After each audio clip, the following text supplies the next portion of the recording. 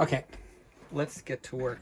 Corey had asked that I break down some of the information from the great masters, and due to the fact that I have spent over 30 years as a college professor, it's well known that I am an authority on art history. Actually, that's not true. I don't know much at all about art history because I just look at the pictures. And so there's an old saying about that. It's like when I was a kid, did you read the magazines? No, I just looked at the pictures. So I thought it'd be a good idea to break down the true meaning of Michelangelo as a wannabe art historian and shed some light on the real history of art. So let's make this the first of a series in great moments in art history. A lot of the students at my school, they don't trust what I say. They always go, "Is this true, Sheldon?" And I always go, "Yeah," but they don't believe me for some strange reason. So if you notice, I'm constantly thinking the wave. So I will break through my lecture to tell you the different highlights of the drawing. So I thought we would have some fun with Great Moments in True Art History by Sheldon Borenstein. Great moment. So Michelangelo, he was born a poor child to poor parents, which is actually not true. Okay, that is completely not true. Michelangelo was born richer than hell. Okay, this guy had so much freaking money that he didn't know what to do with it. Everybody was always jealous of him because his parents were Edna and Alvin Greenbaum, and they owned the corner deli. And, as we know about the Renaissance, they all like to eat, and who can turn down a deli, as we know, from here in LA. Okay, so we have this line here coming this way. That is the midline of the back. Coming around this way is the midline of the front. Always drawing with the wave. So he was born a slight child, and that is true, and of very wealthy parents. And the rumor has it that at his bar mitzvah, he couldn't even see over the bimah, if you can imagine that. Now, notice right here something that's very important that we'll be discussing later on.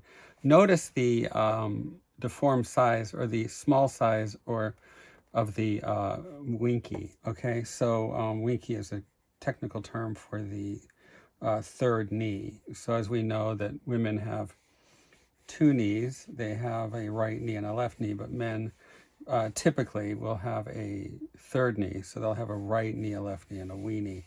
And if we notice throughout Michelangelo's life, this was always a little bit on the smaller side. So we'll discuss that in a later time. Okay, so notice that here's the box shape here. So we're going to go from this side to the iliac crest. Okay, and this is actually working. Can everybody see this okay? Yeah, this is working. Okay, so iliac crest to anterior crest, anterior, posterior. And I've done research, and back in the Renaissance, they had pelvises. You don't think they did, but they did. So this is the femorous triangle right here. And, that's where you can hide things because nobody goes to the femorous triangle. And the leg is always outside the body, okay? And the arm is outside the body. So this is for Corey to actually break down the different parts of the Michelangelo. So Michelangelo at his bar mitzvah could not even see over the bimah, and he was very insecure about that.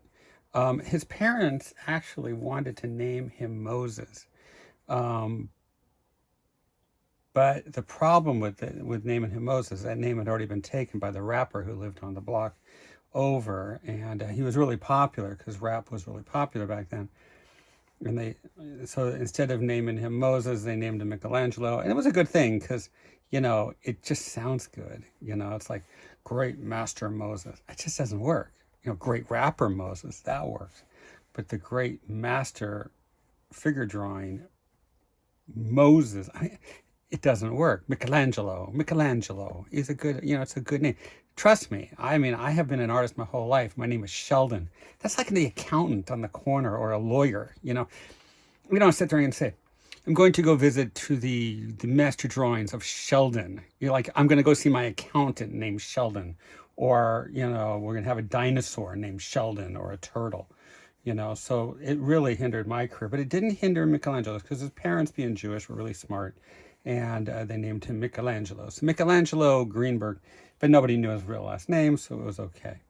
So Michelangelo, he was a really good artist. So basically, let's get into this part here. So this is the rib cage. You want to start with the rib cage, okay? You want to build your drawings. You don't want to copy the drawings, as we said in the last serious video.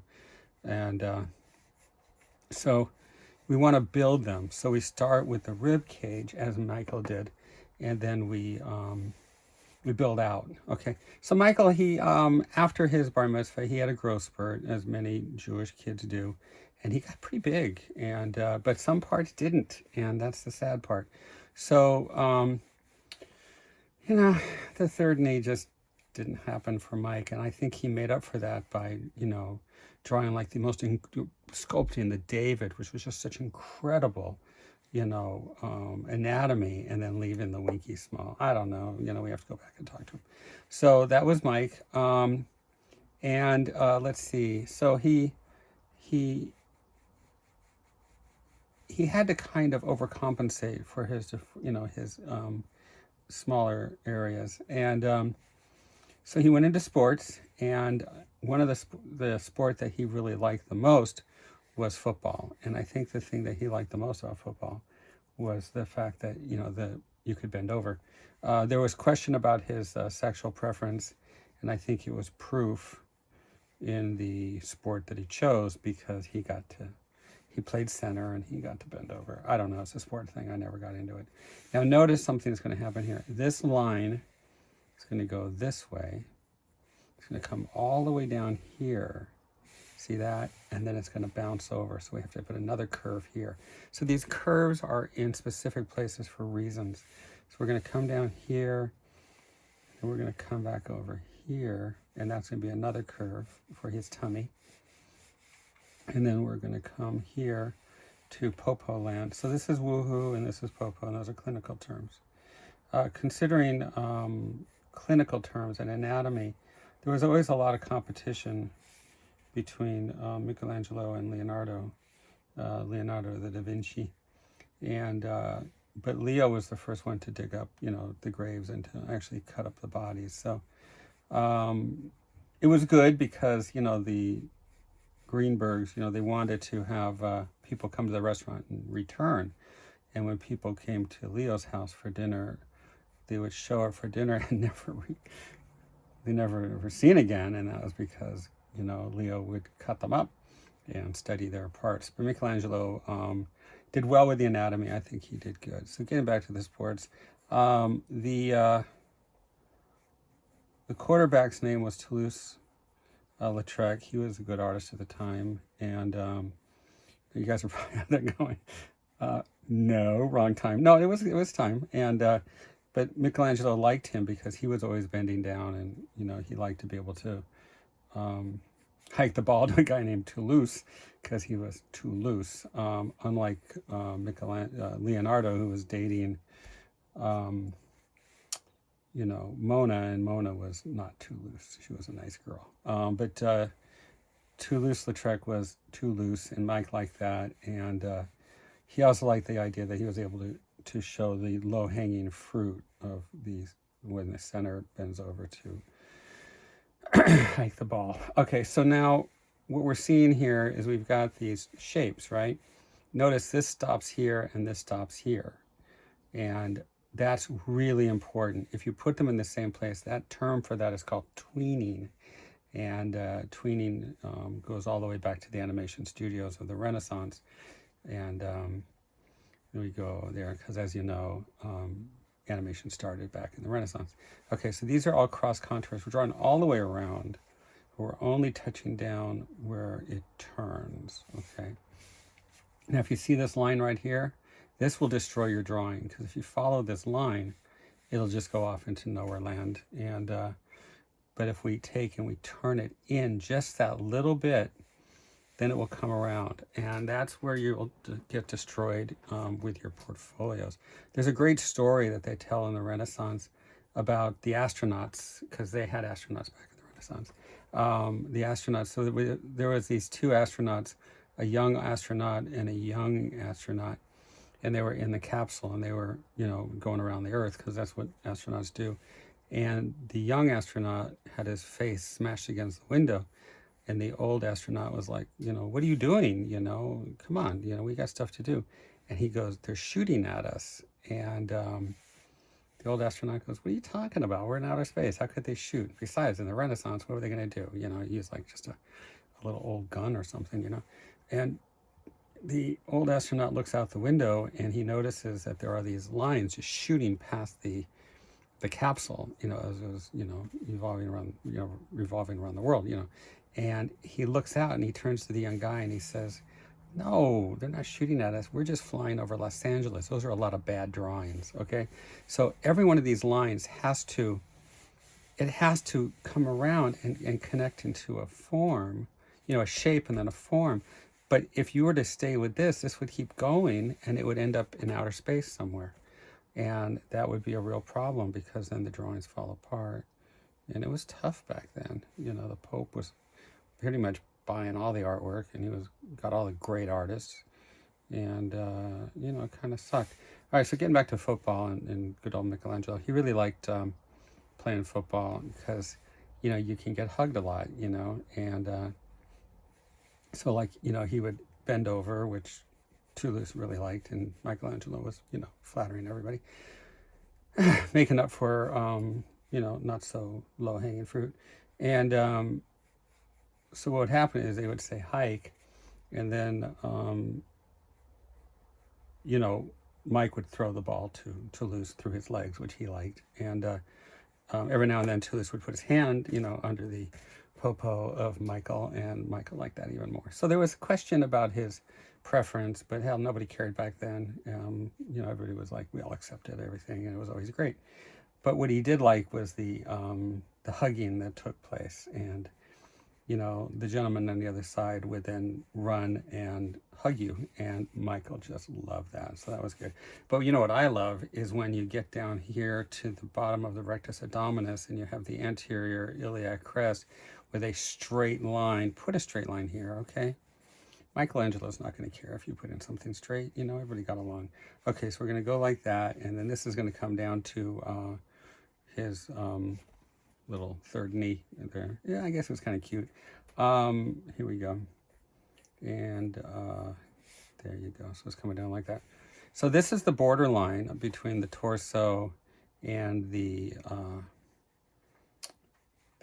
borderline between the torso and the lower extremities. And I'm so glad back then that the Pope didn't particularly like the color of orange, because if he did, then they'd have to build a wall here to keep the torso and the butt heads out. But everybody got along, and we didn't have to worry about that. So we always, even though there was a border between the torso and the lower extremities, we usually opened it up, and that's what Michael's doing here with this line. And we're going to go ahead and open this up so that everybody can freely from the torso to the lower extremities and into the upper extremities. So that's really important that all that is opened up, okay? So we got that. And this is your Starbucks muscle. And Mike loved Starbucks. And he would always get up really early in the morning and head on out, and he would get his early morning coffee at Starbucks. So he named this muscle the Tensor Fasciae Latae, as it would come down here to the 405. Because what he would do is Michelangelo would, he'd get his coffee, and then he'd get on the 405, and then he would just sit there and, like everybody else, with this horse and buggy, and just, wait for the traffic to stop so he can go to work. Okay, so notice how the leg is not connected to the torso. It's floating, okay? So we're going to float the leg out here. And there we go. And this is going to be the quads. This is the IT band. And then this is your hamstrings coming down here. And if you didn't, understood them, you just went to Leonardo's house for dinner. And Leo would explain it to you with demonstrative evidence, which was, dead people. Okay, so now we have a straight line here, and then we're going to come out this way. Now, if you notice, Michelangelo made this really flat, okay, and this is really round, and that's good. That's design. So it's not a problem making this flat, because I think he did it to show off the third knee. But if you've got a butt cheek on this side, you want to put a butt cheek on the other side. Michelangelo was a big Bruce Springsteen fan, and it wasn't uncommon to, go to Mike's studio late at night and hear him singing his favorite Bruce Springsteen song, which was, "I was walking the other day, I saw a girl crying along the way." And we asked her, "What's wrong?" And she said her drawing career must end. And I said, "No, you found yourself a friend, because two butt cheeks are better than one. Two butt cheeks will get the job done. Two butt cheeks are better than one." So Michelangelo used to love that song, and it was really, really good. And it was really good. So notice how we have the arm. Now this got closed off, so we're going to have to fix that. And we're going to come along here on the top of the scapula this way. And then we're going to fly on down. Now you see how he closed that off? Well, he wasn't working in cleanup in animation, because what we're going to do is we're going to open this up, and then we're going to use the wave to bring the scapula down here. Now if you're having issues and you want to know more about this, then just get the videos, because it's all in the videos. And notice that some people have been getting them, and that's good, because they're really inexpensive and you own them. Okay, and then this will come this way, and then we're going to come down here with the latissimus dorsi, right here, teres minor, teres major. And what's going to happen is we get this coming out past, and then it's going to bounce again. So it's this wonderful pinball machine. Okay, let's see, what else do we need to know about Michelangelo? His favorite food was In-N-Out Burger. He loved In-N-Out Burger, and it wasn't uncommon to come to a studio late at night and have him singing In-N-Out, In-N-Out, that's what a cheeseburger's all about, which was really pissed off his parents, because there's nothing more unkosher than a cheeseburger. But I don't know, he really kind of liked the term In-N-Out, but we'll get into that in another day. So he really liked In-N-Out Burger, but the thing I think he liked the most of it was that he could order an animal style, and he always wanted to be like this animal and, make up for his deformities. Okay, so now we're going to come this way, and we're going to put in these cross contours. So notice we have this wonderful shape, and he's got his hand kind of like this, and the reason why is because he was an incredible surfer. I mean, he was one of the best surfers, and we have electric pencil sharpeners in the Renaissance. He loved to surf, and his dad was always like, "Where is Michael?" And he'd be out surfing. It's like, "Dad, surf's up, dude." So he'd be out surfing. So that's why if you notice, his hands typically are like this, because it's like, dude, surf's up. So that was a Michelangelo thing that was really important. And we're always going to kind of step down at the wrist, and that's important here. Okay, and then this is the ear. And let's see, here's the cheekbone here, which is zygomatic process. We're going to go, like this way. Back of the jaw. And here we go. And then here's the orbit of the eye. So you got to put that in. So you really need to know the skull. And he did, because he had dinner at Leo's house quite a bit. So, he would, pick at the bones. Notice this guy's wearing a yarmulke. So obviously paying attention to his Jewish heritage and wearing a yarmulke. Okay, here we go. So for the people out there who don't know what that means, that's that black thing that the Jewish people wear. Okay, so we go like that. So he's got this yarmulke thing, goes like that. And here we go. I can put in the cross contours. Coming back, feeling the back of the neck to cervical vertebrae number 7, and then coming back down the midline, and then coming around here and feeling the front midline coming around this way. So that's kind of fun. Okay, we got that. Michelangelo really liked working with the white chalk, so we'll get in there and have a little fun with that. And then with this, you can really get in there and just kind of feel the forms.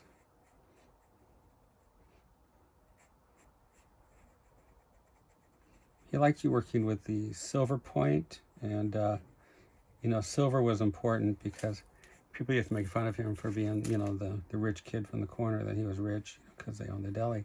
So instead of using gold, he used silver, and he thought it made him feel better, but I don't think anybody really knew the difference or really cared. Okay, so now this is, we're going to feel the tops of the form, and this is where the light's hitting.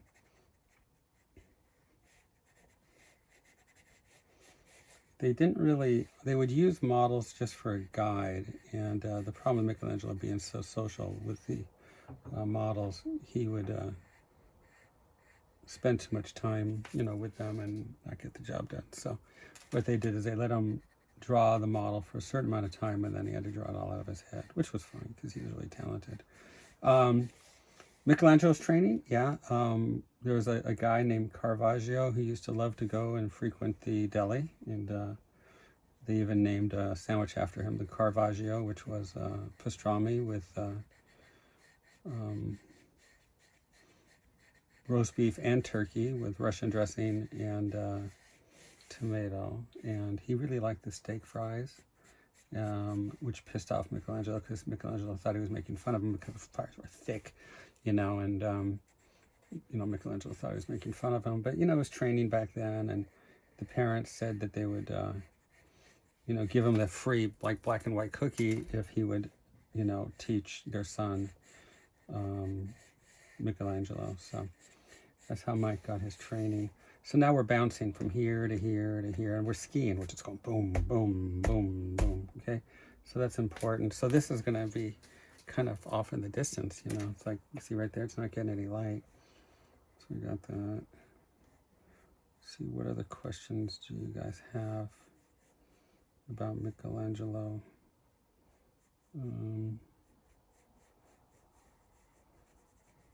He sculpted the Moses because he knew that was going to be his name, and he sculpted the Moses in his own image because he wanted to overcompensate for the slightness for which he was born. But he grew up to be quite a guy and big guy, and when you're sculpting, you're constantly whacking things, and he did that a lot. He liked whacking things, and that made him strong. So he was good. Let's see what else. So we're going like this, and then don't be afraid to put in a lot of these cross contours. Take the form this is coming down this way, so I'm gonna go this way, and we're gonna go around. Okay.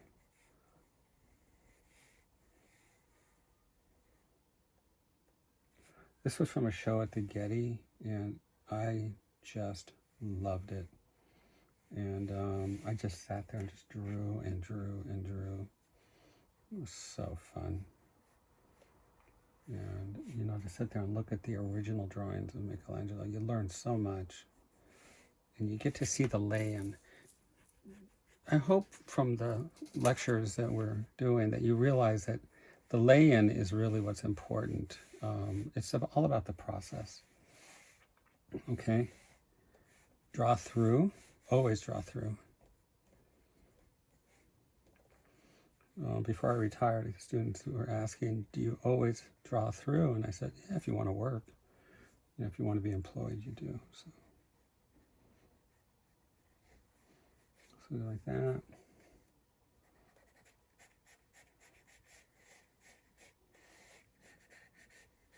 Let's see, how long has this been?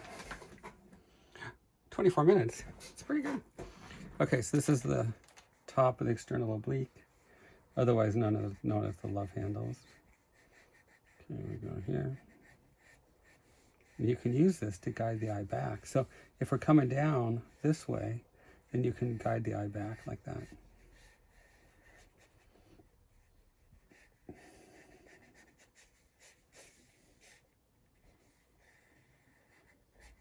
We should open up a deli that's called Michelangelo's Deli. I bet you would do really well.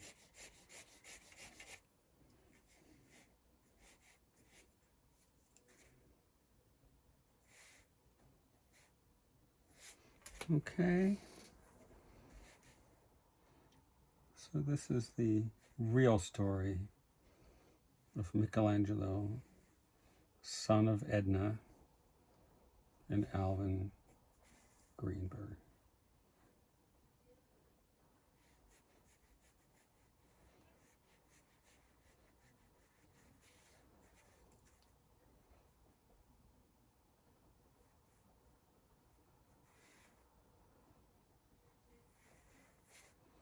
All right, let's move on to some other drawings.